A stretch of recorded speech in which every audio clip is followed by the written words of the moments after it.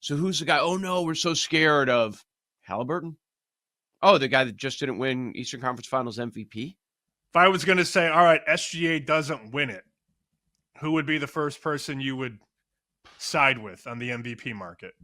That's hard, man. So, like, if we're going to look at what just happened in the Eastern Conference Finals MVP, and let's compare Halliburton to the rest of the league versus SGA. SGA just won the MVP.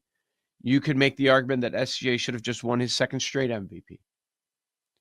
So, is there an opening for the second best player of the NBA Finals to come out and win the award if the Thunder were to win? Like, we're not entertaining Pacers winning the series, right? Is that what we're doing here? Is it not even worth a conversation of the second best player, Siakam again? We can have the conversation. I'm just not betting a Pacer. I was thinking more so the 2015 NBA Finals. Okay. That was when you had Golden State, and Golden State basically in its prime with the big three, and Andre Iguodala wins the award. He was 100-1 that year. Yeah. I think my point that I didn't plan on making, but I'm here, so let's do it. SGA doesn't have to be the best player for them to win. He doesn't. That's how I feel. That's how much more dominant the Thunder are as a team. And in that 15 year, you didn't need Curry to be the best player. You didn't need Clay to be the best player. Iguodala just took LeBron, not out of the series, but minimized LeBron's impact. That's why he won the MVP that year. And then in the finals, Iguodala was he was a monster on both ends of the floor. And he was 100-1. I kind of feel that the voters regret that decision. It happened. People that had a triple-digit bet, it cashes. Here's why I don't think it plays this year. And I'm the guy always hunting for value. I'm willing to take a shot. There's no LeBron on the Pacers side that you've got to shut down that would decide the series, right? Because the Thunder walk in as the massive favorite. So who's the guy? Oh, no, we're so scared of Halliburton. Oh, the guy that just didn't win Eastern Conference Finals MVP. Like, Halliburton's really good. He's not at the LeBron level. He never will be at that LeBron level of 2015. And the reason I say that they may kind of regret that is because this is a history award. And if you look back, okay, what's happened since? Best player on the team that won. LeBron, KD, Kawhi, LeBron, Giannis, Steph, Jokic, and then Jaylen Brown and Tatum are always close.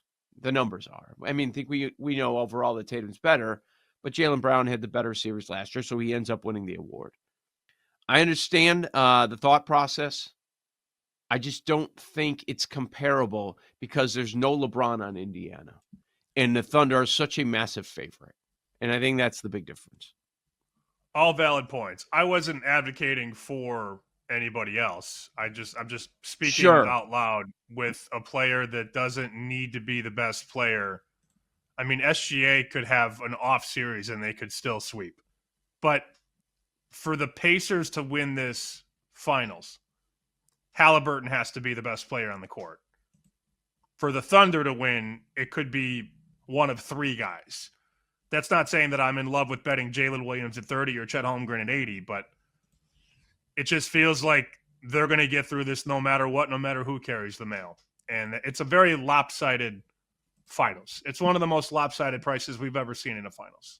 Yeah, it does just – it feels like, okay, if we're going to have that conversation about somebody else, you have to have Jalen Williams outscoring SGA, right? Like what we just saw with Siakam outscoring Halliburton in the series. And it's not a guarantee even if he does outscore him.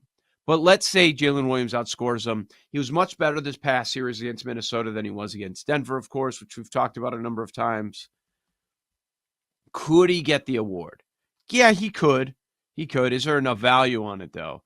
That's also the big question. If we go, what's the best number? Okay, 35-1. Is it worth a 35-1 pop? Very comparable to the Siakam number. A little one, sure. Yeah. I don't see why not.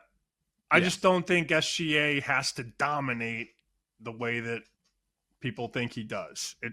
He might not play a lot of minutes. They might be kicking their ass all series, at which point it opens up the possibility for somebody else.